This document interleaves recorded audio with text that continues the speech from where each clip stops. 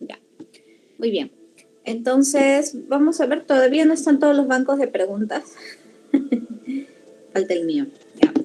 Pero vamos a revisar algunos aspectos esenciales, ¿ya? Veo que no, en este caso, si bien es cierto, todos los temas son importantes, me parece que en micosis y en parasitosis no se ha ahondado mucho de lo que se refiere a las preguntas para este examen, ¿ya? Como siempre, creo que los más tuberculosis, neumonía, que ustedes tienen que saber, neumonías tanto virales como neumonías adquiridas en la comunidad.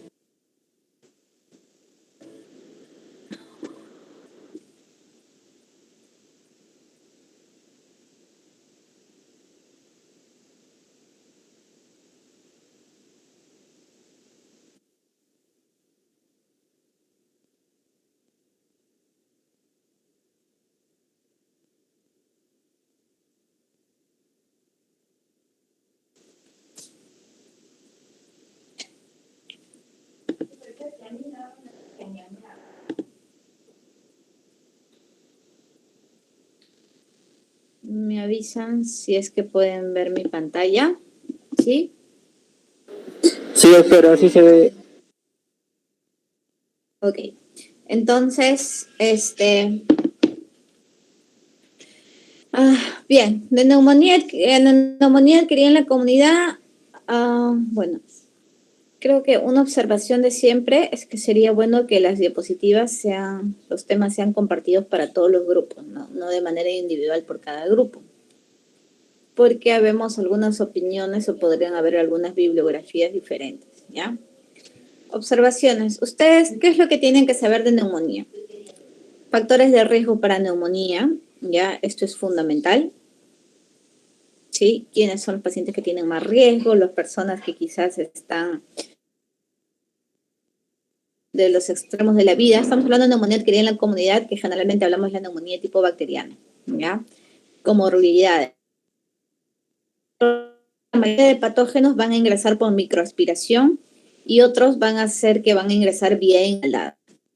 Generalmente micoplasma y clamidia están ligados a cuadros de neumonía que consideramos como neumonías atípicas, ¿sí? No forman parte de los cuadros típicos de neumonía, pero también son agentes dentro de lo que es la neumonía adquirida en la comunidad, por lo que nosotros lo debemos mencionar. Importante ver más que todo el que ustedes sepan que generalmente el principal agente responsable es el neumococo, ¿sí? Pero también les había mencionado que existen factores de riesgo para gérmenes resistentes, ¿no? Que generalmente van a estar más involucrados, sobre todo cuando hablamos de neumonía nosocomial tardía, ¿no? Habíamos hablado de enterobacterias, agentes gram negativos, ¿ok? Y este cuadro les había mencionado yo que es muy importante, ¿no? Si bien es cierto, el neumococo es el agente etiológico más importante en todas las estadísticas de la población en general, cuando hablamos de personas con cierta susceptibilidad particular o cierto factor de nosotros debemos mencionar los pacientes consumidores de drogas o drogas intravenosas, que de repente quizás portadores de catéter podría ser, habríamos hablado de qué, del estafilococo aureus, ¿no? En los pacientes que tienen EPOC, ¿cuál es el más importante?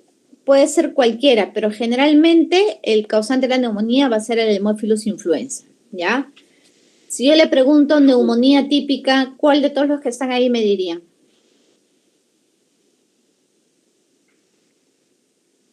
De todos los que están en esta ventana, ¿cuál sería el responsable de neumonía típica? Streptococo. No, neumonía típica les acabo de mencionar. Micoplasma. Micoplasma, clamidia. Micoplasma, clamidia, ¿no? Neumococo es la población en general, pero si yo estoy hablando de un cuadro atípico, generalmente micoplasma, clamidia. EPOC les mencioné Haemophilus, ¿Qué complicaciones yo podría ver en una neumonía por Staphylococcus aureus? Una neumonía severa, una neumonía quizás necrotizante, un cuadro mucho más aparatoso, inclusive este tipo de germen, ¿por qué se caracteriza? Porque también puede comprometer hueso y podría producir inclusive una osteomelitis, ¿no? Entonces, esto es importante que ustedes también lo tengan presente, ya como una complicación.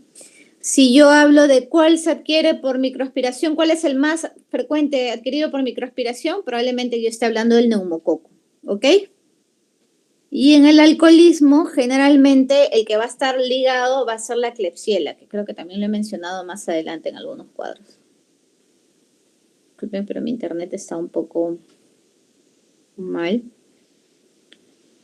Por ejemplo, en etilismos también es un agente, pero más característico es la Klebsiella pneumoniae, ¿ok?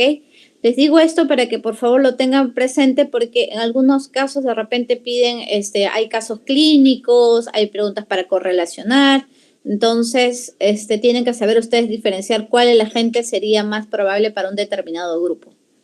¿Qué más es importante para ustedes? Para ustedes es importante siempre que ustedes sepan valorar la gravedad de un paciente con neumonía y el destino del paciente con neumonía. Entonces, ¿qué tienen que saber ustedes de todas maneras?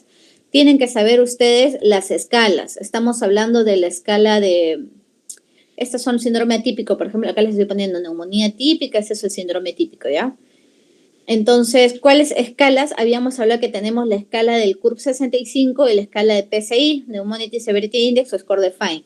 Ahora, ¿cuál ustedes deben dominar totalmente? La de CURB, porque es más fácil, ¿no? Difícil que alguien le pregunte, a ver, sáqueme usted con qué puntaje tiene en el Score PSI. O sea, no creo que le vayan a preguntar, porque ni que se puedan memorizar toda la escala.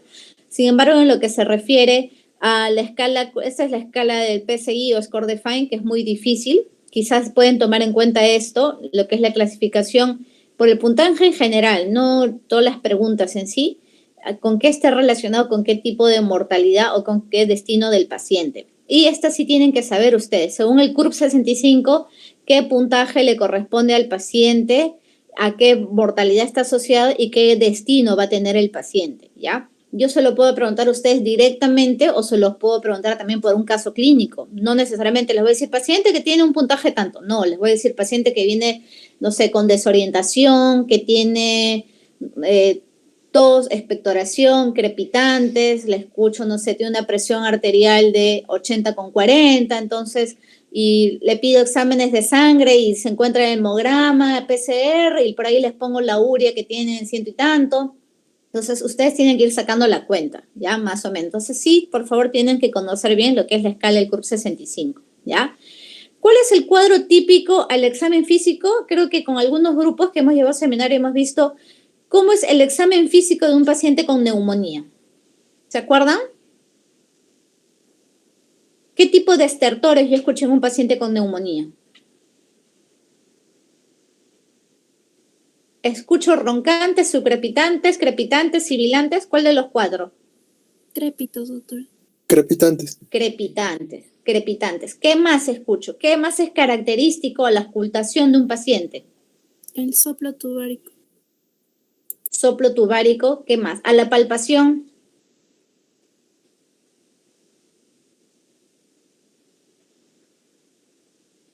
Vibraciones vocales aumentadas, ¿ya? ¿Qué más va a haber a la ocultación? Broncofonía, pectoriloquia áfona. Recuerden todo eso. Esto es lo cuadro típico de un paciente con neumonía. Pueden que no les digan, probablemente ustedes tienen que tomar en cuenta los antecedentes del paciente, los síntomas del paciente, tienen que saber correlacionar, ¿no? Entonces, un cuadro típico de neumonía lobar bien localizada me va a dar esas lesiones bien localizadas, esa sintomatología bien localizada. Si es sintomatología más dispersa, yo de repente podría pensar en otro tipo de enfermedades, de repente infecciosas, no necesariamente bacterianas, o probablemente una neumonía severa. Pero yo tengo que poder saber reconocer, porque como les digo, en el examen, si les ponen casos clínicos, les van a poner de repente un examen físico. ¿Qué tal les ponen? Si les colocan murmullo vesicular disminuido, paciente que viene con tos, fiebre, paciente de 28 años, de ocupación estibador. Estibador son los que cargan paquetes en la parada, ¿no? En sitios donde hay bastante comercio, ¿ya? Sin antecedentes aparentes de importancia, que viene con tiempo de enfermedad de un mes. Tos productiva verdosa, sensación de alza térmica, baja de peso. dolor torácico de tipo punzada, intermitente. Al examen físico le encuentran murmullo vesicular disminuido en la base de emitoras derecho con percusión matidez. No mencionan estertores, y le ponen vibraciones vocales abolidas. Mencione usted su diagnóstico: neumonía, atelectasia, derrame pleural. ¿Cuál me dirían? Derrame, doctora. Probablemente derrame, ¿ya? Entonces, si yo escucho crepitantes, broncofonía, pectoriloquia, vibraciones aumentadas, yo me voy por neumonía. Si yo escucho un murmullo vesicular disminuido o abolido, vibraciones abolidas, en ambos va a haber matidez, pero yo debería pensar que es un derrame pleural. ¿Y qué etiología del derrame pleural? Los menciono porque ahorita no es nuestro tema, derrame pleural, pero veo que algunos colegas están haciendo preguntas de derrame pleural, que no es ahorita el tema. Sin embargo, ¿qué causa de derrame pleural que ustedes saben del común denominador de la población es frecuente en un paciente joven? Tuberculosis, doctora. La tuberculosis es causa frecuente de derrame pleural, ¿ya? Y ya que estamos en eso, porque les he mencionado, pero no he profundizado en eso porque ese es un tema de derrame pleural. Pero ¿qué es lo que debemos saber del derrame pleural? Entonces, la causa más frecuente de derrame pleural dentro de las infecciones generalmente puede ser neumonía complicada bacteriana y o tuberculosis en las personas jóvenes. Ahora, en una persona joven, una neumonía complicada, el tiempo de evolución es corto. Estamos hablando de 10 días, máximo 14 días, ¿no? En una persona con tuberculosis generalmente tiene un poco más de tiempo, hay baja de peso, hay sensación de fiebre varias veces al día o por las noches, y el paciente no va a estar tan séptico, con mucha dificultad respiratoria, como sí lo va a estar con una neumonía bacteriana, ¿ya? ¿Qué es lo que deben saber ustedes? Les menciono ahorita, cuando yo... Básico, ese es el resumen. Yo tengo un derrame pleural, ¿qué hago, doctora? Lo punzo, le hago toracocentesis. Entonces, cuando yo obtengo el derrame pleural, el líquido pleural lo mando a citoquímico. Yo busco las células. Si ese predominio de linfocitos, que son células mononucleares, o si ese predominio polimorfonucleares. Si ese predominio polimorfonucleares, glucosa baja, yo pienso en una neumonía complicada, ¿ya? Glucosa estamos hablando menor de 80, menor de 60, un pH de 7.2, yo pienso en una neumonía complicada con derrame. Es un derrame paraneumónico. Pero si me dicen es un líquido, ojo que con lo que les estoy diciendo, si me dicen que es un líquido amarillo citrino, lo que yo obtengo en una persona joven que está bajando de peso, que está haciendo fiebre por la noche, está relativamente tranquilo, lo punzo, le sale un líquido citrino a predominio linfocitario o mononuclear, con un ADA mayor a 35, mayor a 40, ¿qué pienso yo? Tuberculosis, ¿ya? Líquidos linfocitarios o neoplasias o tuberculosis. Persona joven, a la cabeza, tuberculosis, ADA positivo. Entonces, y ahí tengo que ver yo el tipo de tratamiento que le voy a dar. Si es el primer episodio de una persona con tuberculosis, ¿qué esquema le corresponde a este paciente?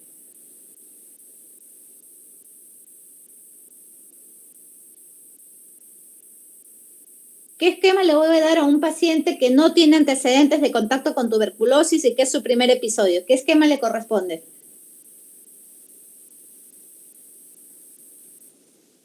Chicos, ¿qué esquema? El esquema sensible, estandarizado, empírico, individualizado, ¿cuál esquema? Es sensible, doctora. Es sensible, doctora. El sensible, chicos, pero me tienen que decir sin miedo, y es su examen.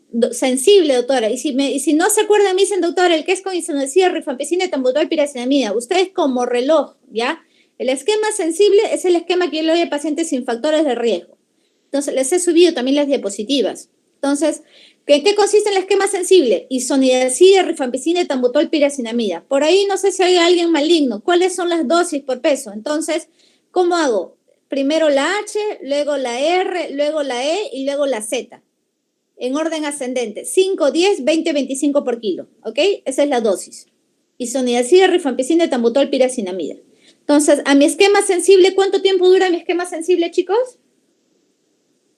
9 meses, doctora. No dura 9 meses. 2 meses, doctora. 2 meses. La primera 2 meses vamos a llevar más de clases con ustedes, ¿ah?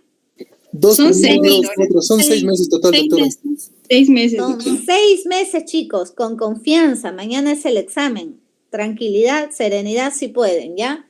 6 meses. 2 meses diario. Isoniazida, rifampicina, etambutol, piracinamida. Y 4 meses interdiario de isoniazida y rifampicina. ¿Estamos? Sí, doctora. ¿Sí? Sí, Ya. doctora. Supongamos que yo este mismo paciente les digo, perdónenme, pero este paciente es VIH positivo. ¿Qué esquema le corresponde? Bueno, No, doctora, le corresponde el mismo esquema. No, doctora, factor de riesgo para MDR le corresponde tratamiento con inyectables y quinolones 18 meses.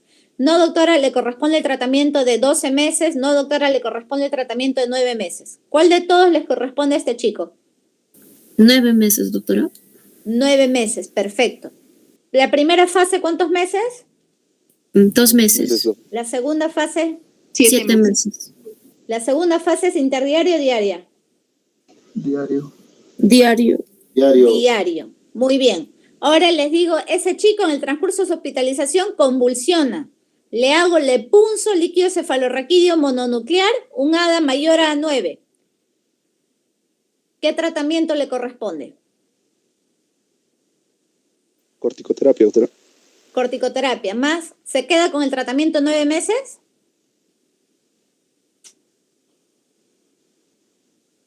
No, chicos, tuberculosis de columna o tuberculosis meningia, ¿qué le corresponde? El tratamiento de 12 meses. 2 meses tratamiento completo y 10 meses rifa diario por 10 meses, ¿ok? No lo olviden, ¿sí? Entonces, ahí lo tienen ustedes en sus diapositivas. Tuberculosis miliar del sistema nervioso central u osteovertebral, yo le doy tratamiento 12 meses, ¿ok? Pacientes que no, paciente que tiene una tuberculosis solamente pulmonar o de otro órgano, yo le doy por 6 meses. Paciente que es VIH, 9 meses. Si es un paciente VIH y tiene TB meningia, manda la TB meningia. El tratamiento son 12 meses. ¿Está bien? ¿Sí? Sí, doctora. Sí, doctora. No nos compliquemos. Otra cosa que me se había olvidado mencionarle. Por ahí, no, como les digo, no sé por qué han mezclado temas. Entonces, derrame pleural. ¿Yo me conformo hoy en día con una toracocentesis? No.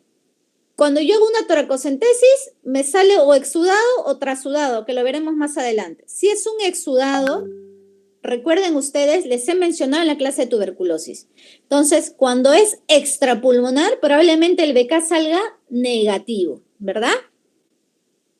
El BK sale negativo, porque el BK en líquido cefalorraquídeo lo van a encontrar negativo, el BK en líquido pleural lo van a encontrar negativo. ¿Por qué? Porque generalmente son líquidos claros asépticos. Tiene que haber una inflamación muy prolongada, muy severa para que se pueda llenar de bacilos y ustedes los puedan encontrar. Entonces, generalmente, ¿qué hago? Cuando es una TB extrapulmonar, ¿cuál es el diagnóstico que yo uso? Así como el diagnóstico, ¿cuál es generalmente el método diagnóstico final, el concluyente, cuando hablamos de otro tipo de patologías? Sea infecciosas malignas. ¿Cuál es? La biopsia pleural, la muestra de tejido, ¿ya? Siempre me voy yo por la muestra de tejido. Entonces, como probablemente salga el paciente va a biopsia pleural. Le hago la biopsia pleural y mando a cultivar ese tejido pleural y el líquido pleural, ¿sí?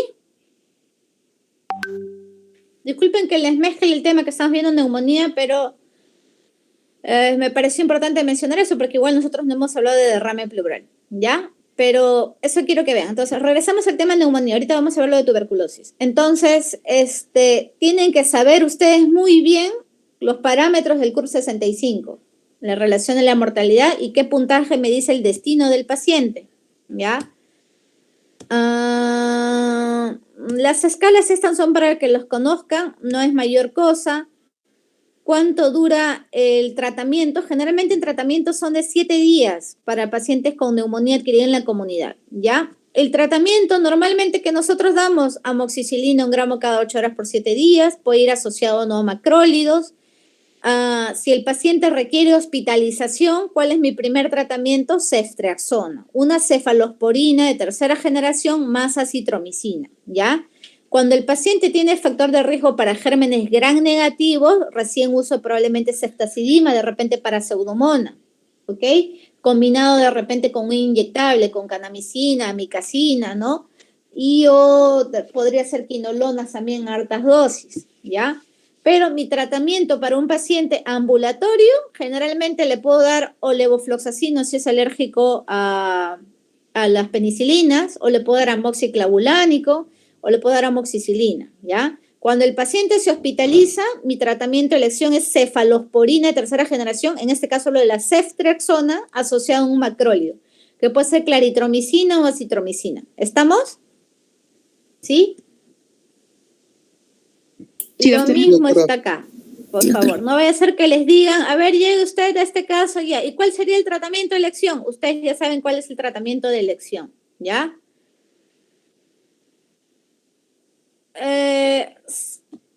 Algunas incongruencias que hay por ahí, ¿no? Como le digo, cada quien tiene su bibliografía. En un mundo ideal todo sería estándar. Pero, a ver.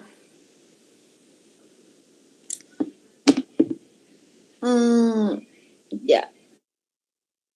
Para pseudomonas generalmente podemos usar piperacilina tazobactam, cefepime,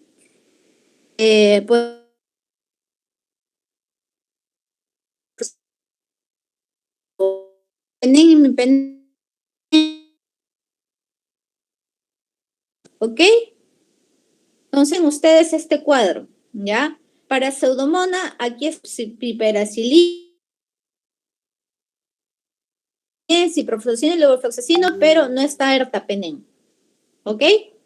Entonces, si les preguntan para pseudomona, ¿cuál? Ya saben, no. Para un estafilococcus meticilino resistente, de repente es una insuficiencia renal crónica portadora de catéter venoso, tiene un catéter venoso larga data por A o B por otro problema, de repente quimioterapia o qué sé yo, ¿qué le doy? Le doy vancomicina o le doy linezolid, ¿ya? Entonces, ¿qué tratamiento yo le voy a dar? Dependiendo del tipo de agente.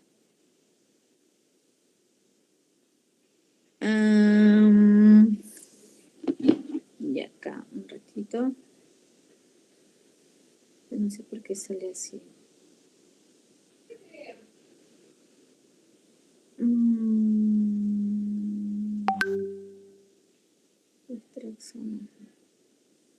Ya. Ok, entonces, esto es con respecto a las neumonías. De repente, quizás por ahí, algunas maldades que yo pregunté sobre, les había comentado, ¿no? Yo tengo que esperar a que llegue mi resultado de PCR, procalcitonina para darle antibiótico al paciente. No, doctora. No, doctora.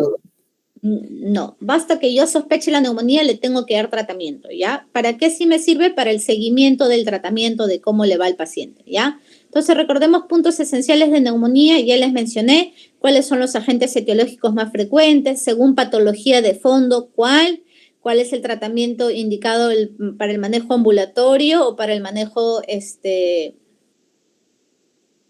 o para el manejo del paciente hospitalizado. Ya. Luego, acá.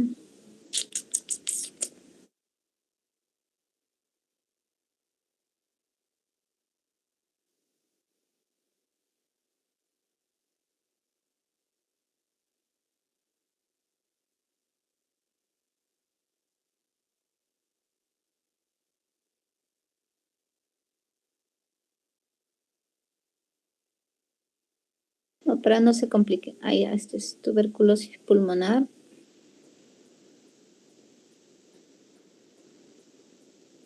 No es que mi computadora está...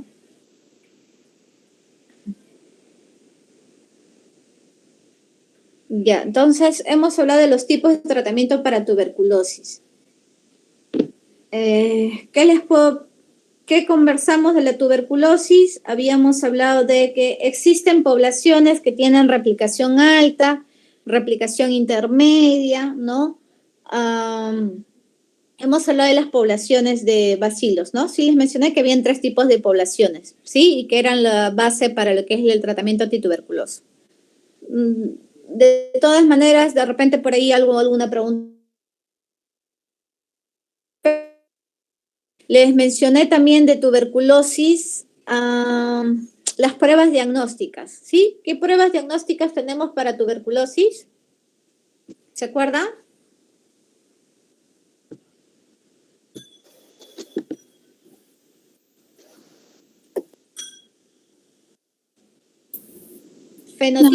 Fenotípicas. Tenemos las pruebas moleculares. El GeneSper, ¿es necesario que el BK sea positivo o puede ser negativo? Positivo, doctora. Ya, el GeneSper se puede usar inclusive en BK negativo. Ya, yo voy a ser un poco más malina con mis preguntas para tratar de ayudarlos a ustedes, pero ¿pueden ver mi presentación ahorita? Sí, doctora. Sí, doctora. Ya.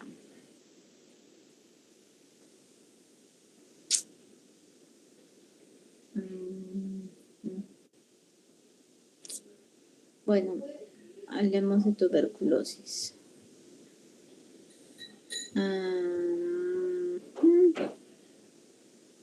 ¿Cuál es la tuberculosis más bacilífera?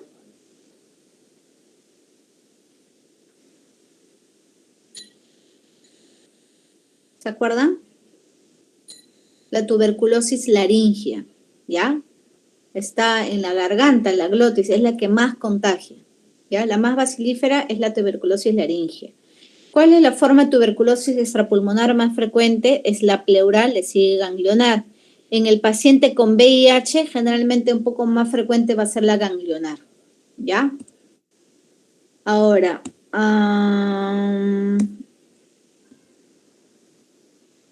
también les he mencionado, les he hablado cómo diagnosticar tuberculosis latente versus tuberculosis, la enfermedad. Tenemos las pruebas del PPD, el cuantiferón T-Begol. No es muy superior, lo que pasa es que sí no se ve afectada el cuantiferón por la vacuna de la BCG, ni por malnutrición, inmunosupresión, ni nada, ¿ya? Y es un poquito más costoso. Eso les había mencionado.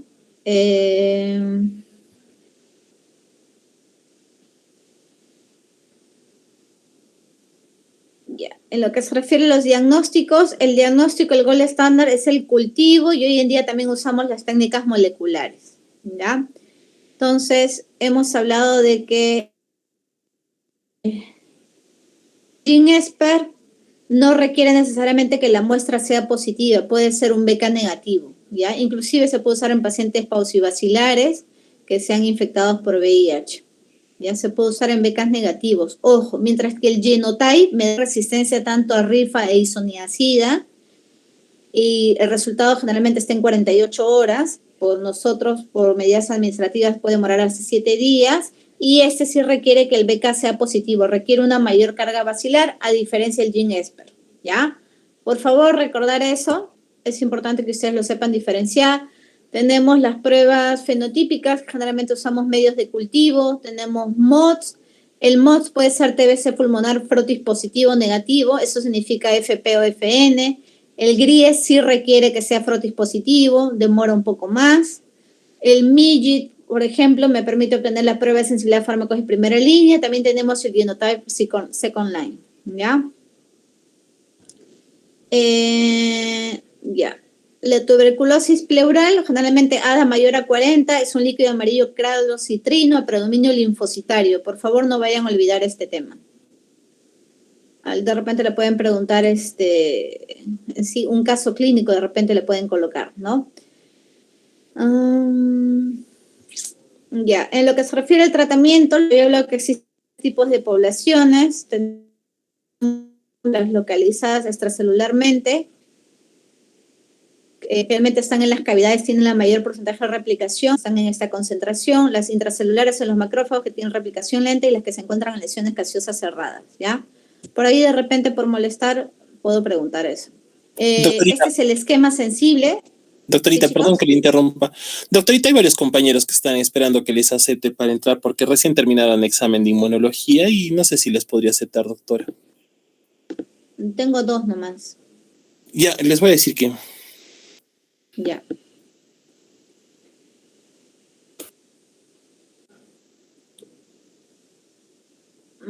Bien.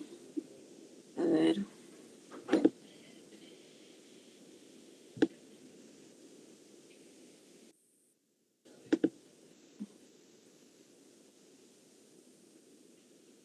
Ok, ¿estamos? Ya.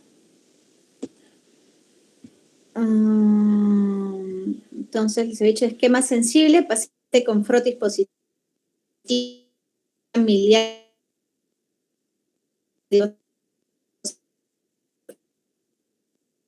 recuperados también. La primera fase tiene 50 dosis, recuerden, y la segunda fase tiene 54 dosis. Estas son las dosis promedios. Recuerden ustedes que en la segunda fase, cuando es... la segunda fase generalmente en los niños se duplica de 5 a 10 miligramos. ¿Ya? En los adultos se mantiene la isoniazida, va a quedar en... No, normalmente 5 miligramos. Sí, 15 años o más se duplica más bien, estaba hablando mal. Nosotros damos en los adultos 5 miligramos por kilo, a una dosis máxima de 300 por día, y cuando pasa segunda fase, cuando es 3 veces por semana, se duplica la dosis a 10 miligramos por kilo. Este es cuando recibe interdiario. Cuando la segunda fase es diaria, por ejemplo, HIV, meningitis, qué sé yo, tuberculosis osteovertebral, la segunda fase, como va a ser diaria, sigue siendo dosis de 5 miligramos por kilo, ¿ya? No se vayan a confundir con eso. Entonces, pacientes con compromiso del sistema nervioso central o articular, nosotros le damos tratamiento por 12 meses, por VIH es por 9 meses. Comorbilidades, sí, el etambutol. ¿Qué fármacos requieren corrección por función renal? Cuando tiene una depresión creatinina menor a 30, el etambutol y piracinamida pasan 3 veces por semana. Isoniazid y rifampicina no se corrigen, ¿ya? Por favor, también recuerden ese tema. Importante también lo que es el paciente alcohólico requiere algún tipo de manejo especial. Sí, idealmente hay que estadiarlo para ver si tiene cirrosis, porque si no el tratamiento se modificaría. Se le saca según el child, si tiene child A, B, C, entonces si tiene child se evita la piracinamida, si tiene child B, usar solo un medicamento hepatotóxico, en este caso entre isorifa probablemente escoja la rifampicina porque es mucho más efectivo. Y plantea un tratamiento con inyectable quinolona también, en todo caso, ¿no? Y Child C no se usa medicamentos hepatotóxicos, usamos inyectable etambutol cicloserina, a eso se refiere, ¿ya? No los voy a complicar mucho con eso, pero de todas maneras es válido que ustedes lo conozcan. También les había comentado que hay una nueva clasificación de tuberculosis MDR, XDR. Sí les mencioné, ¿se acuerdan?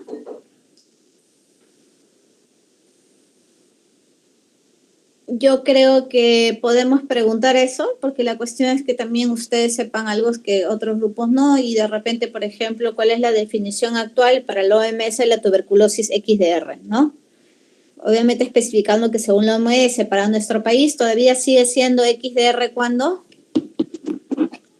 ¿Recuerdan cuándo es tuberculosis XDR?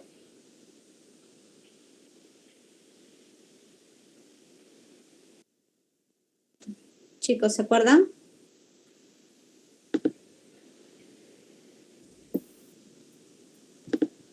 ¿Se acuerdan cuándo se dice que es tuberculosis XDR?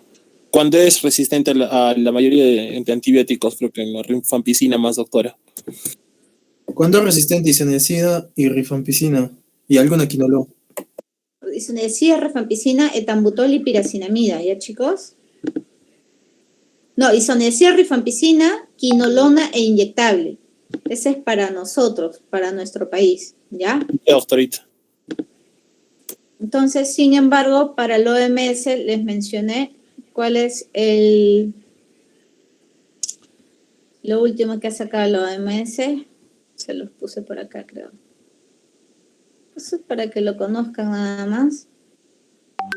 Entonces, ese es para nosotros caso de TBXDR. Rifa, isoniazida, fluoroquinolona e inyectable de segunda línea. ¿Ya? Por ahí, de repente les pueden preguntar cómo se arma, en qué se diferencia un tratamiento MDR de un tratamiento, por ejemplo, habíamos dicho cuál es la diferencia estandarizado e individualizado, ¿se acuerdan?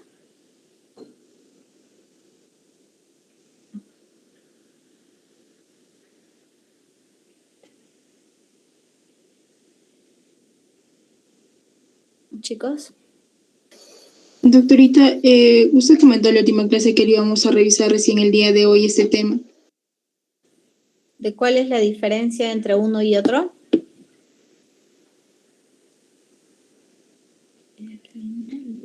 Ya. Ok, entonces, esto también. Nueva clasificación de fármacos para tuberculosis, ustedes van a ver que ya en el año 2018 salió el comunicado. Esta guía en la que nosotros basamos, la que les he puesto acá, es la guía del 2018, la guía peruana, ¿ya? Sin embargo, esta salió antes de que saliera la publicación, el comunicado de la OMS, que salió en octubre de 2018 más o menos, en el que para ellos ya no se deben usar inyectables por los problemas, el malestar que produce nefrotoxicidad, produce ototoxicidad. Entonces, desde el fines del 2018 ya no recomiendan el uso de inyectables. Acá en Perú sí seguimos con ese tema. Entonces, surge, por ejemplo, estos son la clasificación de los fármacos, inclusive que en el año 2018 sale para Perú. ¿Dónde está?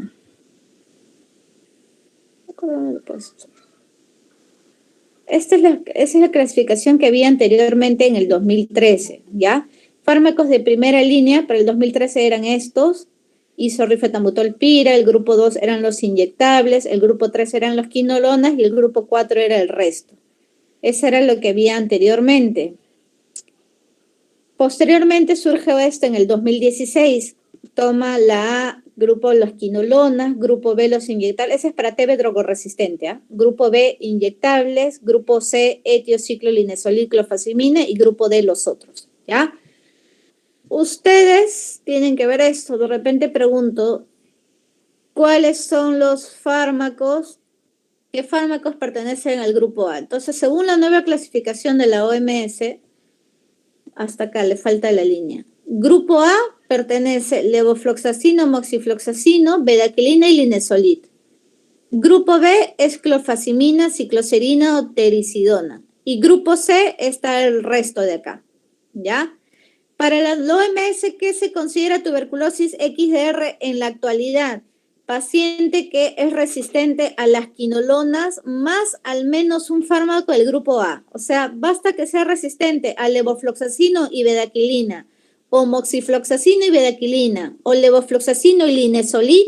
Basta que haya eso, a los fármacos del grupo A se consideran tuberculosis XDR. Ya no toma en cuenta los inyectables. Entonces, quizás por molestar, puedo preguntar, según la OMS, ¿cuál es la definición actual de XDR? ¿No? Entonces, eso tienen que saber. O podría preguntar, ¿qué fármaco no forma parte del grupo A de la nueva clasificación de la OMS? Les puedo preguntar eso también, ¿ok? Ahora, recordemos sobre tuberculosis MDR. Tenemos el tratamiento estandarizado, empírico e individualizado.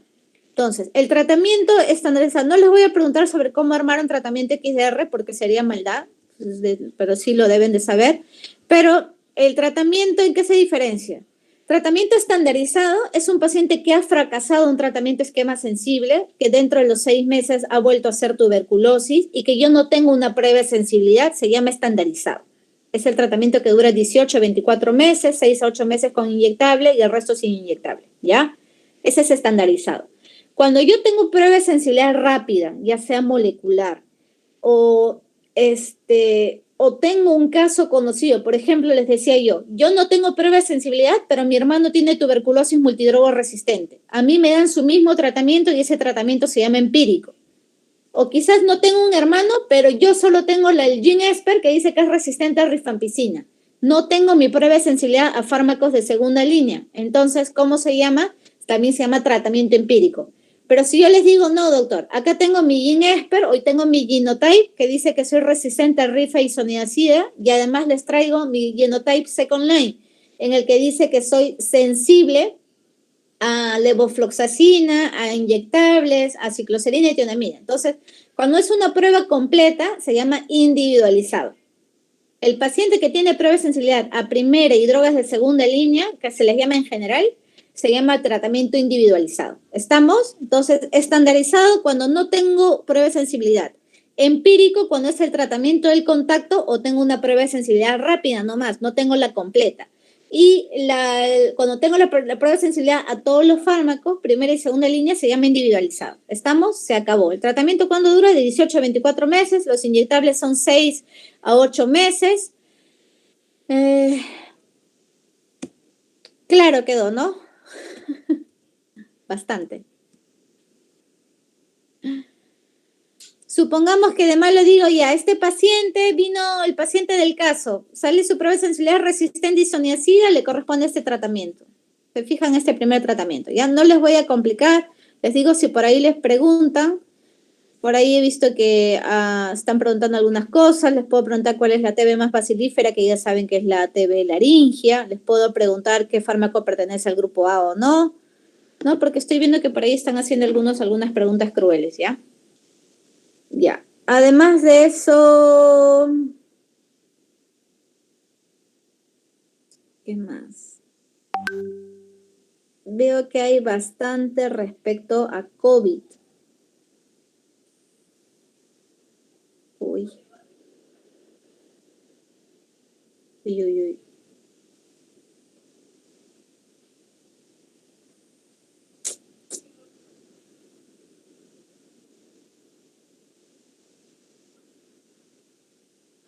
Ya. ¿Dónde está esto?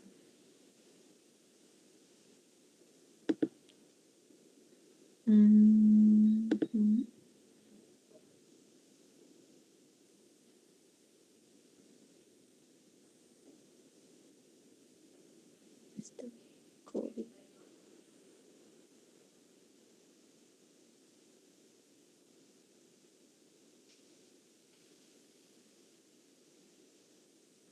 Creo que no lo hice acá.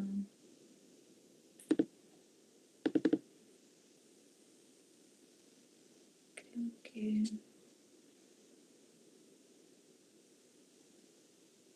Sí.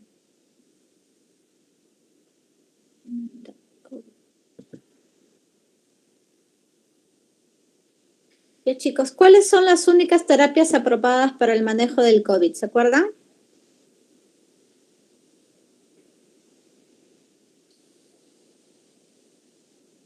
¿Quién me puede decir? Neumonía por COVID severo.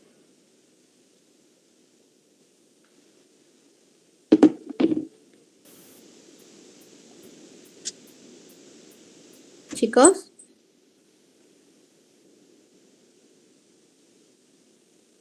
Chicos, ¿están?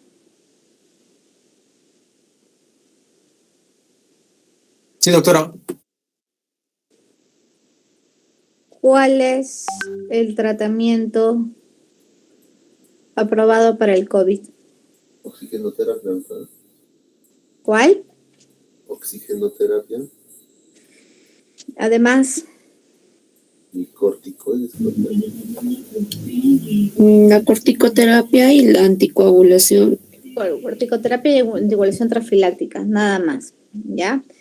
Antes de acabar con tuberculosis, ¿cuál es la dosis de corticoide que yo doy para el manejo de las TB pericárdica, TB meningia en tuberculosis? 1 miligramo, doctora. 1 miligramo por kilo, ¿ya? Y el tratamiento con corticoides se da por 2 a 4 semanas. Normalmente doy 1 miligramo por kilo de prednisona, ¿ya? No se vayan a olvidar, por favor. Por ahí si les preguntan de repente por un tipo de tuberculosis que requiera manejo con corticoides. Generalmente pueden evolucionar bien por corticoides la miliar, la meningia y la pericárdica, ¿ya? No hay indicación para otro tipo más. Ya, entonces, les había mencionado, ¿a qué receptor se fija la proteína spike del virus de la COVID-19? ¿Se acuerdan?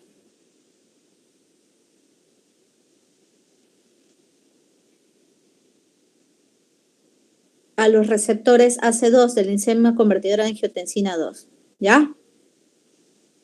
Se fijan en los receptores AC2.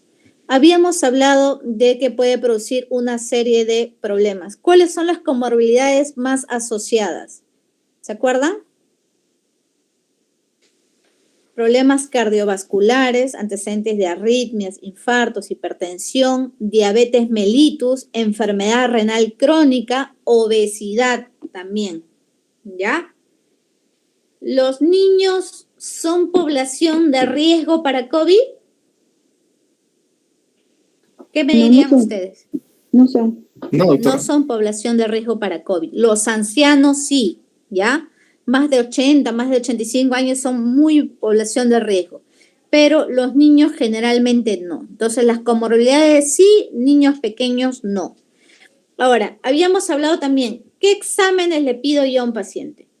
Le habíamos hablado que yo le pido todo un perfil. ¿Qué es característico que yo encuentre en los laboratorios de este paciente?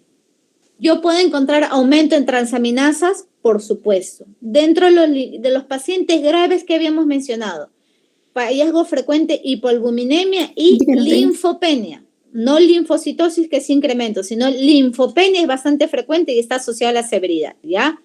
Puedo encontrar enzimas hepáticas elevadas, puedo encontrar elevación de troponinas también, PCR alto, aumento de marcadores inflamatorios como interleuquinas, el dímero D alto, la ferritina alta, ¿ya? Pero vean ustedes que es bastante característico la linfopenia en este tipo de pacientes. Debo tratar de dar oxígeno, la disnea. Vean ustedes cómo clasificar a un paciente, si es un cuadro leve, moderado o severo. Desde el momento que el paciente satura menos del 93% y requiere oxígeno, ya es severo. Una cosa es que sea crítico, otra cosa es que sea severo. Basta que tenga insuficiencia respiratoria y es catalogado como severo, ¿ya? ¿Qué pruebas tenemos actualmente para el diagnóstico de COVID? ¿Se acuerdan? Tenemos la prueba antigénica, la prueba molecular y las pruebas serológicas. ¿Las pruebas serológicas las seguimos usando? ¿Son recomendables? No. Quizás con fines epidemiológicos, pero no son útiles para el diagnóstico. Actualmente usamos las antigénicas y las moleculares, PCR, ¿sí? La antigénica habíamos dicho en qué personas?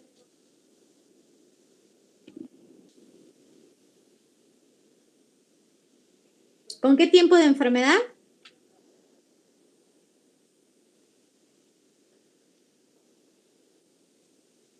No lo recuerdo, doctorita. Creo que mis compañeros tampoco lo recuerdan.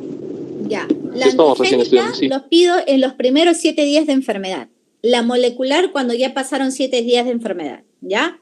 Entonces, si el paciente recién viene y tiene síntomas, le pido la antigénica. Si han pasado más de 7 días, le pido la molecular para el diagnóstico, ¿ok? No se vayan a olvidar. Igual cuando el paciente es asintomático, hay pocas probabilidades de obtener una prueba positiva, menor aún si es antigénica, ¿ya? No existe un fármaco demostrado, podemos usar los corticoides.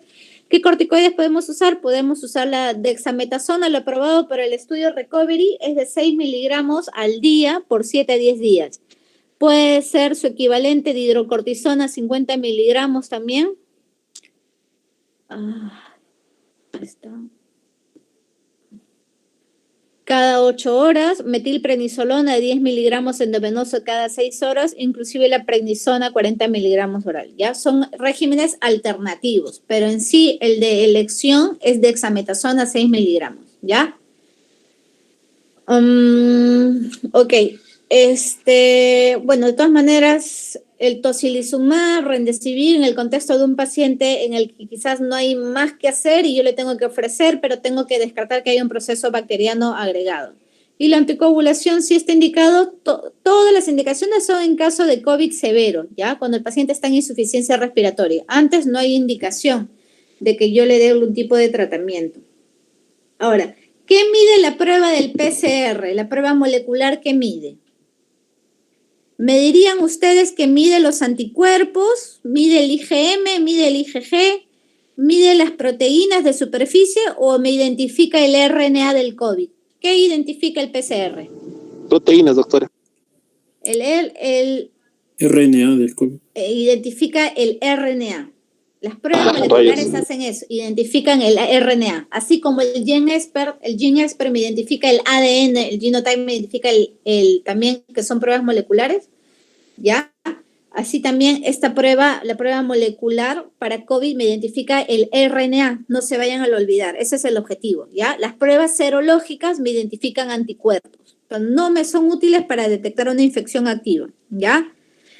¿Qué es lo que más manda, lo más importante en el paciente? Un paciente, ¿por cuánto tiempo puede contagiar? En el caso del COVID.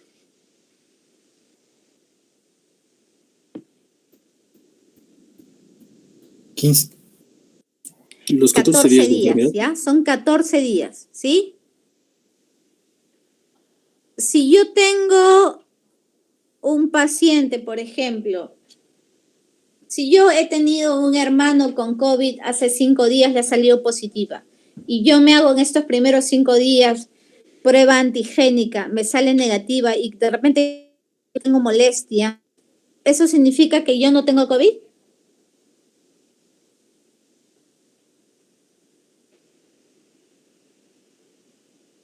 No, doctora. No, ¿verdad?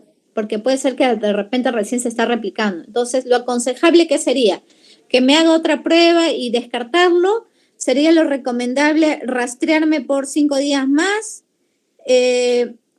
hacer la búsqueda de todos mis contactos o aislarme a mí y a los contactos por 14 días. Aislarse, doctora. Aislarse. Aislamiento. De todas maneras tiene que ir a aislamiento. Si yo no tengo síntomas, no me va a ser rentable que me hagas la antigénica ni nada, ¿no? Probablemente la molecular, pero tampoco me va a ser muy útil. Lo más confiable es a mí monitorizarme cómo van mis síntomas, pero sobre todo tengo que estar aislado por 14 días, ¿ya? Entonces, si le preguntan, ¿cuál sería la medida más efectiva en ese caso? Si yo tengo un contacto de repente confirmado, por más que yo no tenga molestias, me corresponde a mí el estar aislado por 14 días, ¿ya? Ahora, en el caso de unas personas que tengan, el único criterio para hospitalizar a un paciente es que tenga insuficiencia respiratoria o existen algunos otros criterios.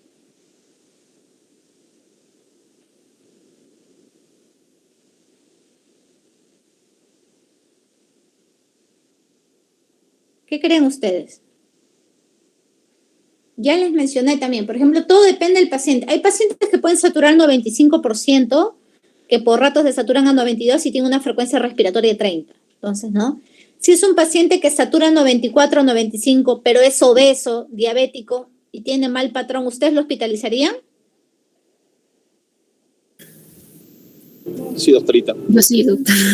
Sí, doctor. Sí, si tiene factores de riesgo mal controlados, comorbilidades mal controladas, es un paciente potencialmente se va a descompensar. Yo lo puedo hospitalizar, ¿ya?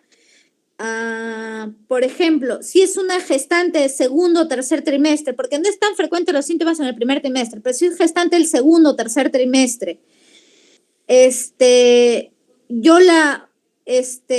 la paciente, por ejemplo, sé que vive en una zona abandonada o vive muy lejos y ha acudido a verme, ¿la podría hospitalizar? Si tiene una saturación límite, la podría hospitalizar, ¿no? Si yo sé que es una paciente hipertensa, mal controlada, o es una paciente obesa, gestante, ¿la podría hospitalizar? Sí, la podría hospitalizar. Entonces, no solo la saturación, lo circundante también, las comorbilidades, los riesgos asociados también hacen que yo pueda tomar la decisión de hospitalizar. No es que yo hospitalice a todo el mundo, pero hay pacientes que tienen mayor riesgo de comprometerse que otro tipo de pacientes. ¿Ok? Grupos prioritarios para vacunación de COVID que ustedes han visto, ¿quiénes han sido considerados los primeros grupos? ¿Quiénes han visto ustedes las personas que se les ha vacunado con mayor importancia? A los profesionales de salud, doctora. Presionarse. ¿Quién más? A las personas mayores de adultos 70 mayores, años. hipertensos, Adultos mayores. adultos mayores Adultos mayores, pacientes con comorbilidades, ¿no? y enfermedades crónicas, Y doctorita. enfermedades crónicas o enfermedades raras también, ¿no? Trastornos Autoinmunes. raros. Sí, ¿ya? El adulto joven, no, somos la última rueda, ¿ya? Pero entonces de repente preguntan, ¿cuáles son grupos prioritarios? Podrían pensar eso, ¿no? Ok. Ya, de micosis pulmonar yo creo que es importante que nosotros revisemos en sí lo que podemos ver nosotros de repente en VIH. Si yo les pregunto, ¿qué patrón es el patrón que normalmente se caracteriza por imágenes micronodulares difusas? ¿Qué patrón es ese? ¿De vidrio esmerilado, doctora? No, vidrio esmerilado es un infiltrado intersticial difuso, ¿ya? Infiltrado intersticial difuso.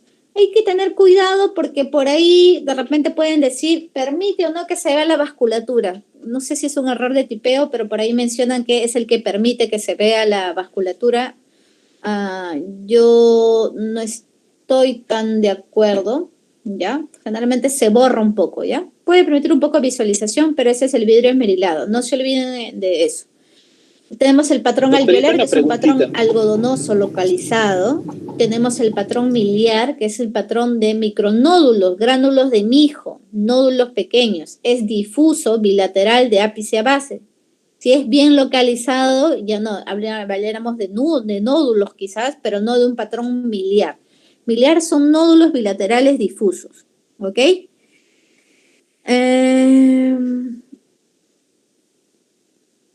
Ya. ¿Qué Doctorita. más podría? Dígame. Doctorita, el patrón que, bueno, la imagen que se ve en la tomografía por COVID del crazy pabbing, ¿es válido también, doctorita? Claro, es una fase ya un poco más evolutiva, ¿ya? Es un combinado cuando hay un engrosamiento septal más una imagen en vidrio esmerilado. Es un patrón más evolutivo. Inicialmente empieza como un vidrio esmerilado, luego se va adoptando un poco de crazy paving, también se aumentan lo que son las consolidaciones. Inicialmente son parchadas, luego se hacen difusas o confluentes más grandes, ¿ya? Pero forma parte de uno de los patrones en lo que se refiere al COVID. Pero en general son patrones radiológicos, que lo estamos viendo ahora con frecuencia en relación a COVID, pero pueden ser causantes por varias patologías. ¿Sí?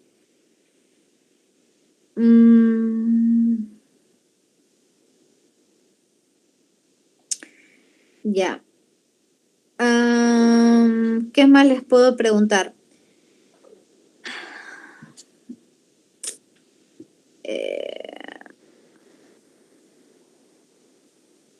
O sea, ¿se acuerdan la triada de Colombino? ¿Para qué era? En algún momento lo deben haber escuchado.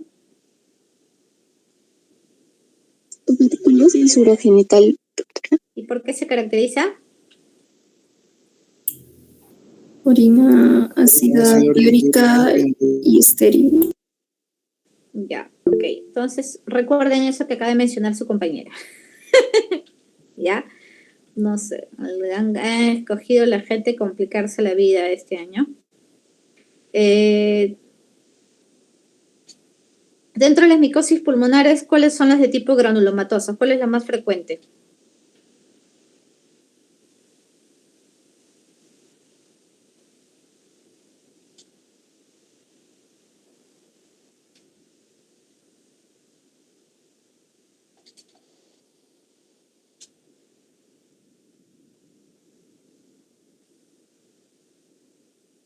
Paracoccidiomicosis, doctora. Generalmente la más frecuente es la histoplasmosis. ¿Ya? Generalmente es la histoplasmosis. Tienen que, por favor, revisar ustedes con detalle cuáles son las formas infectantes de los hongos.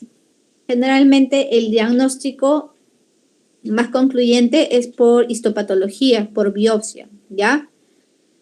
De todas maneras, esto es algo que tenemos que revisar. Entonces, hemos hablado, no sé, recuerden ustedes cuáles son los criterios de una buena inspiración de radiografía, cuántos arcos costales, ¿sí? Hemos hablado de los patrones, patrón de atenuación o vidrio de lustrado, pues se puede ver, permite ver todavía los vasos, mientras que un patrón de consolidación generalmente ya no me deja ver los vasos pulmonares, ¿ya? Tenemos patrones micronodulares, patrón enfisematoso también, que es imágenes radiolúcidas como bulas. Entonces, quizás no vengan mucho de radiografía de tórax, pero son puntos que pueden ganar, ¿no? Por ahí alguna que otra discrepancia. Normalmente el agente infeccioso más común aislado en un paciente con VIH es el neumococo, ¿ya? Cuando el paciente tiene un CD4 menor a 200, hablamos de neumocistosis y urovecio. Por ahí podrían haber algunas alteraciones. Algunos manifiestan que podría ser esta Haemophilus influenza. No estoy de acuerdo, pero bueno. De todas maneras, es una pregunta que se podría luchar. No se olviden entonces, estamos viendo tuberculosis, neumonía. Creo que son los fuertes para ahora.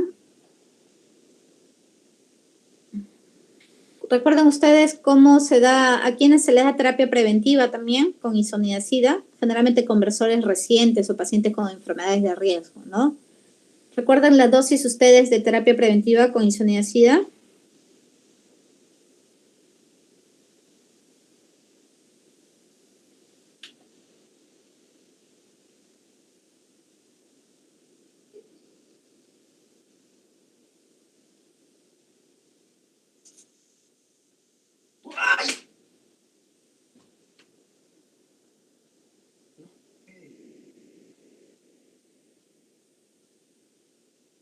Puede ser.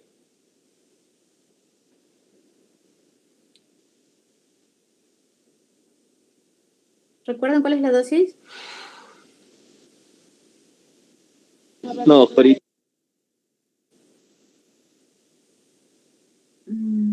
5 miligramos por kilogramo día. Sí, la dosis máxima es 300 miligramos por 6 meses, ¿ya?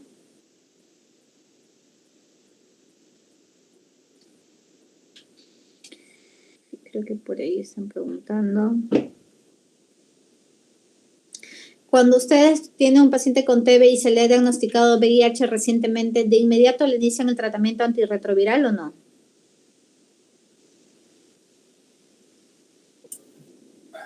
Creo que no, doctorita. Se tiene que ver la carga viral y el recuento de CD4. Hay un riesgo de iris, de un síndrome de reconstitución inmune, ¿ya? Por lo tanto, generalmente se inicia entre la semana 2 y 8 semanas de haber iniciado el tratamiento para tuberculosis, recién le doy tratamiento antirretroviral, ¿ya? Generalmente no es de inmediato, porque puede haber riesgo, como les menciono, de un síndrome de reconstitución inmune. Hemos visto también neumonía nosocomial en la clase. ¿Se acuerdan los factores de riesgo para neumonía nosocomial? Intubados que están en UCI, doctorita. Esa es neumonía asociada a ventilador. Pacientes que han estado hospitalizados, ¿sí?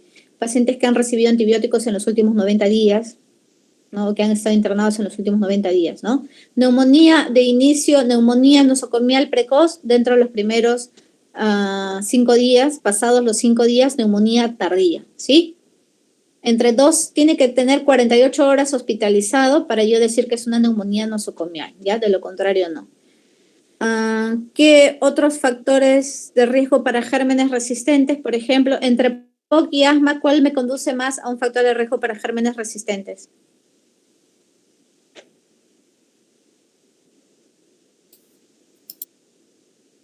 Generalmente el EPOC, ¿ya?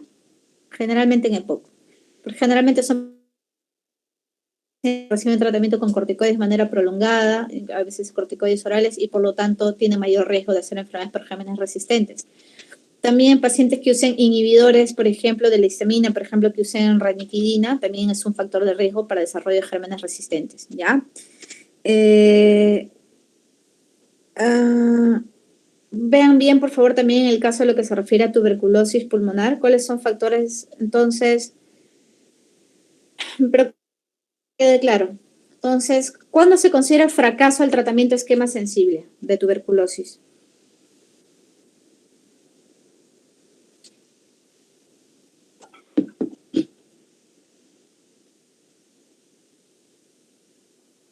Se considera fracaso el tratamiento esquema sensible cuando el paciente es beca positivo al 4.º mes de tratamiento, ¿sí?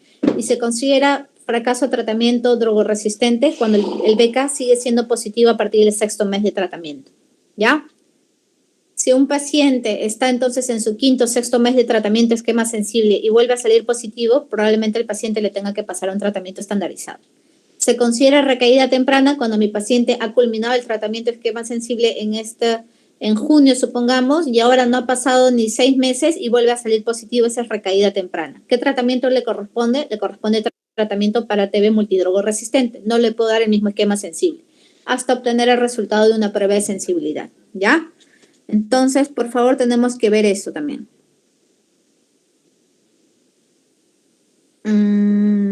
Hay un cuadro también en la diapositiva que les he mencionado. Está en un solo cuadro los factores de riesgo para tuberculosis drogoresistente. ¿Qué más? Vamos a ver ahora micosis. ¿Recuerdan ustedes de las parasitosis pulmonares cuál estaba ligada a derrame pleural?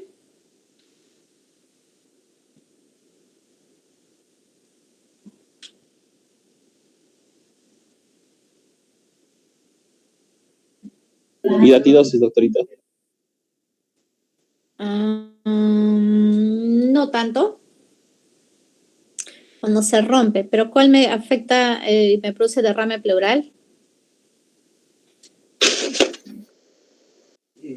El Paragonimus westermani, no se olviden, Paragonimus westermani. ¿Cuál me produce abscesos? ¿Qué etiología del parásito? ¿Cuál me produce con abscesos hepáticos y luego me puede producir abscesos pulmonares en piema pleural? Hidatidosis quística, doctora, Echinococcus. No, la entamoeba, las enfermedades por amebas, ¿ya? La entamoeba. Hidatidosis pulmonares generalmente son imágenes quísticas, no abscesos, son quistes, ¿ok?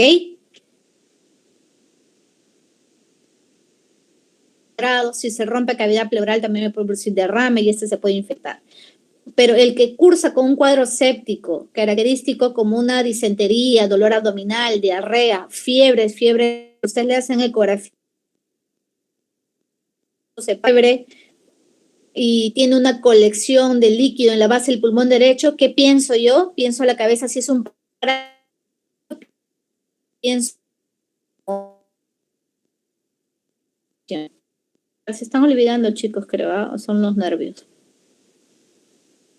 Sí, doctorita, es que sabe que doctorita, algunos compañeros se nos ha cruzado justo de inmunología, igual quien le habla, doctorita, también justo inmunología, ahí le ocurre la mala fortuna, ya estamos a veces cruzándonos, doctorita, por eso tal vez algunos temas todavía no hayamos llegado a repasar bien, doctorita. Ya, créanme que estoy tratando de hacer todo lo que son las cosas. Entonces, muchas gracias, doctorita. Ya. Acá, ¿quiénes, por ejemplo, se les puede preguntar quiénes producen ciclo de los, ¿no? Los que hacen su paso obligatoriamente por el pulmón. Puede ser una pregunta de examen, ¿ya? Las eosinofilias son poco frecuentes en protozoos, generalmente son frecuentes en el mintos, ¿ya? El diagnóstico de las parasitosis por el mintos, por huevos o larvas en el parásito en las heces. Hemos visto varios tipos de agentes. Entonces, la amebiasis pulmonar, la entamoeba, generalmente se va a comportar como abscesos hepáticos, y por vecindad se produce complicación a nivel de lo que es la pleura con líquido en piema pleural. Puede producir, recuerden ustedes, inclusive una fístula broncopleural, ¿sí? Y me puede dar la famosa expectoración achocolatada como en pasta de anchoas, ¿ya? Fístula hepatobronquial, expectoración achocolatada como en pasta de anchoas. Como es amebas, entonces acabamos de ver, los protozoos no me suelen producir eosinofilia, entonces va a ser raro que encuentre eosinofilia, ¿ya? Y el diagnóstico es por prueba serológica, el tratamiento es el metronidazol. El toxoplasmosis quizás no es tan frecuente que se pregunte, de repente se puede preguntar por la Ascaris lumbricoides, produce síntomas inespecíficos, recordemos que sí forma parte de su ciclo el pasar por los pulmones, y me puede producir el síndrome Loeffler, ¿sí? El síndrome de Loeffler, recuerden ustedes que son infiltrados pulmonares migratorios, ¿ya? Suele cursar con eosinofilia y el incremento de IgE también es algo frecuente. Inclusive puede cursar con imágenes micronodulares. Los estrongiloides también me pueden producir algún daño pulmonar, puede producir una reacción de hipersensibilidad, produce menos frecuentemente lo que es el síndrome Loeffler, que lo que en comparación con la ascariosis, ¿ya? Entonces, el síndrome Loeffler es más característico de la Ascaris lumbricoides. ¿Puede producirme síndrome de hiperinfestación? Sí, sobre todo en el contexto de inmunosupresión. Se puede detectar por larvas en esputo en lavado bronquialveolar. Filariasis no es algo tan frecuente. Paragonimus tiene afectación del líquido pleura, ¿ya? Me puede producir, es más frecuente que me produzca derrame pleural. Forma parte de su recorrido. Atraviesan el diafragma, penetran en el espacio pleural y alcanzan los pulmones. Como parte del recorrido pasa por la pleura, por lo tanto es responsable del derrame pleural. Triquinosis no es tan quizás importante. La hidatidosis pulmonar, como les mencioné, produce síntomas cuando se ha roto el quiste. Puede producirme hemoptisis. La eliminación de líquido salado abundante generalmente es la vómica, que puede ir asociado a no de membranas, que es la hidatidotisis, ¿ya? Estas son las formas infecciosas, de todas maneras tómenlo en cuenta, los vectores, ¿sí? El periodo de incubación de este tipo de parasitosis. Entonces, recuerden ustedes que quiénes van a producirme el síndrome de Loeffler y quién me va a producir afectación pulmonar, quién me va a producir en sí la formación de abscesos, ya les he mencionado, ¿no? Puede ser por Ascaris, a la cabeza el síndrome de Loeffler, ¿ya? Eosinofilia pulmonar tropical, que generalmente no es tan frecuente, generalmente es la que yo les he mencionado. El derrame pleural es Paragonimus, por favor, a la cabeza. ¿Ya? Las pruebas diagnósticas, tómenlo en cuenta. De repente por ahí les preguntan cuáles son los tratamientos. Entonces les he puesto acá los tratamientos de los parásitos. Por ejemplo, por acá veo.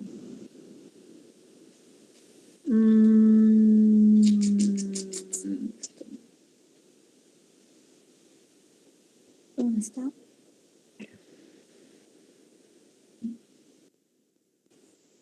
No les he puesto acá. Me faltan por acá todavía algunos. Por ejemplo, para el Paragonimus, el tratamiento va a ser el mebendazol, ya que creo que no le he considerado en diapositiva, ¿no? Comparto igual que otros. No, diré, el tratamiento no es con el mebendazol, más bien. Ya, no va a ser con mebendazol. Si le pregunto de repente la incorrecta, es que no va a responder generalmente el tratamiento con mebendazol. Ya, me he olvidado de esto. Y fuera de esto, bueno, yo creo que solo quedaría que ustedes repasen las micosis pulmonar. ¿Cuál produce imagen en timón de barco? ¿Se acuerdan ustedes? Paracoxidiamicosis, doctora. La paracoxidiamicosis, ¿ya?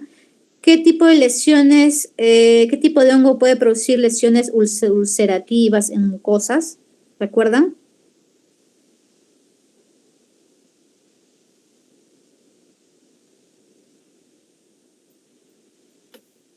Histoplasma, doctora. Ya, generalmente, por ejemplo, lesiones cutáneas en boca, faringe, granulomatosas, con tos, malestar. Generalmente la blastomicosis. ¿Ya? Generalmente la blastomicosis. En cuanto a las micosis pulmonares más frecuentes que mencionó, ¿la aspergilosis no estaría a la cabeza? La aspergilosis es la más frecuente, pero que produzca, digo, lesiones cutáneas. Ya, doctorita, gracias. Lesiones cutáneas en boca de tipo ulcerativas granulomatosas, a la cabeza es la blastomicosis, ¿ya?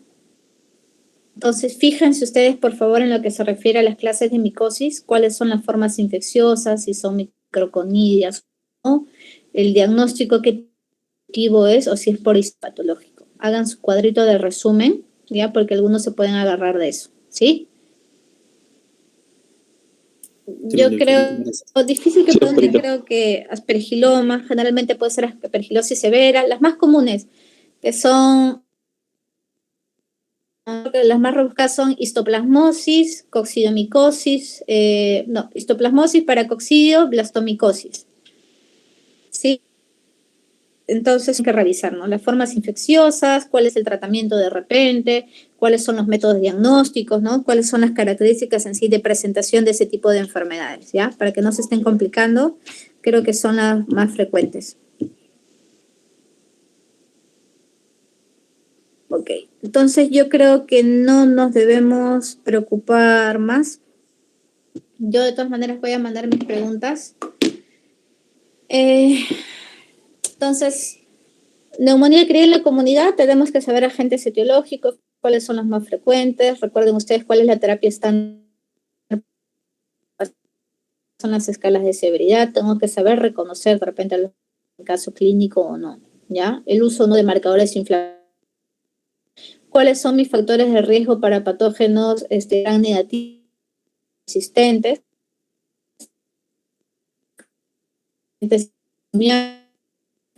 Tienen enfermedades crónicas, de repente POC, enfermedad pulmonar, o que están expuestos a rinitis,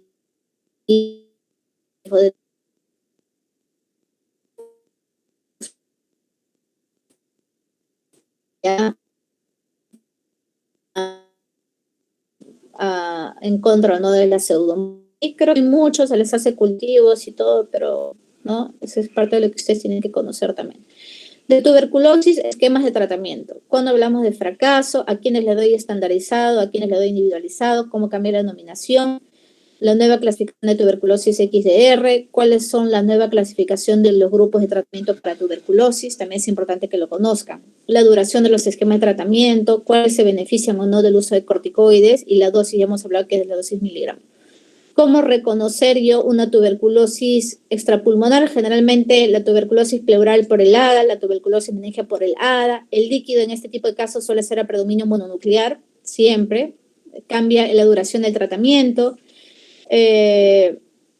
Extrapulmonar es la más contagiosa, la tuberculosis laringea. ¿Cómo se diagnostica en sí la tuberculosis genitourinaria, la famosa triada de Colomino, que ya la mencionó su compañera, ¿ya? Recuerden que el tratamiento, la duración solo se ve afectada o por VIH o por tuberculosis meningia osteovertebral, ¿ya? De lo contrario, no nos compliquemos las cosas, ¿sí? Es muy fácil hablar de lo que son las cambios de denominación de tratamiento para tuberculosis. Desparasitosis, también de todas maneras, su resumen de cuáles son las formas infectantes, cuáles son los tratamientos, por ahí les da una pista que no es para Paragonimus y el mebendazol, ¿ya? Paragonimus me produce derrame pleural, abscesos sufrénicos, abscesos sépticos, cuadros sépticos, las infecciones por amebas, estamos hablando de entamoeba. ¿Cuál es más frecuentemente ligado al síndrome de Löffler? Los ascaris. ¿Quiénes hacen? ¿Qué forma de presentación tienen? ¿En quiénes se encuentra eosinofilia? ¿En quiénes no es frecuente que yo encuentre eosinofilia? Las micosis pulmonares ya les dije cuáles son las más frecuentes, ¿no? Y COVID-19, sí, frecuentemente es indispensable el aislamiento. Si yo les pregunto a las pacientes, ¿se les prohíbe dar de lactar?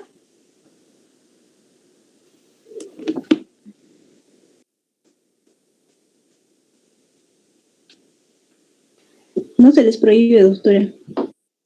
No se prohíbe la lactancia materna, ¿ya? Por si acaso, eso puede ser una pregunta también. Entonces, aunque no crean, chicos, he sido bastante directa, espero que los haya ayudado, espero que esto no lo hayan grabado tampoco, espero no tener problemas. Este es nuestro primer... No se preocupe, doctorita, los compañeros saben muy bien que esto ha sido entre nosotros, ¿no, doctorita? Sí, chicos, por favor. Este es algo veloz, se supone que esto no sucedió, ¿ya?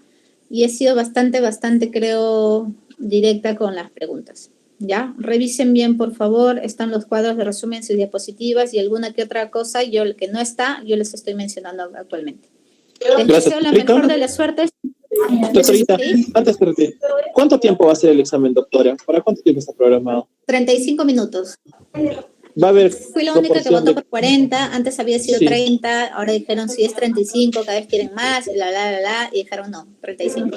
Doctorita, las preguntas van a ser dirigidas, van a ser específicas o va a haber una propuesta de casos clínicos para resolver? Normalmente nos piden que mandemos 3 casos clínicos más o menos por persona. El problema es que, bueno, el sistema los jala al azar, ¿no? Y también va a haber preguntas para relacionar, ¿ya? Con letras. Entonces, generalmente agentes, tipos de tratamiento, de repente, ¿no? Entonces, va a haber alguna que otra pregunta para correlacionar. Está bien, doctorita. Temas principales siempre neumonía, tuberculosis, por si acaso es algo que ustedes tienen que dominar. Por ahí también ya les mencioné micosis, métodos de diagnósticos.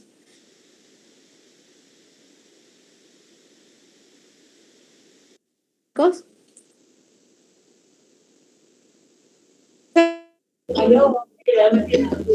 Mandar mis preguntas al examen. Cuídense mucho, chicos. Cualquier cosa me avisan. ¿Ya? Muchas gracias, doctorita. Que tenga buenas noches. Gracias, a ustedes, doctora. Bueno. chicos. Gracias, Buenas doctora. noches. Doctora. Gracias, Ya, doctora. chicos.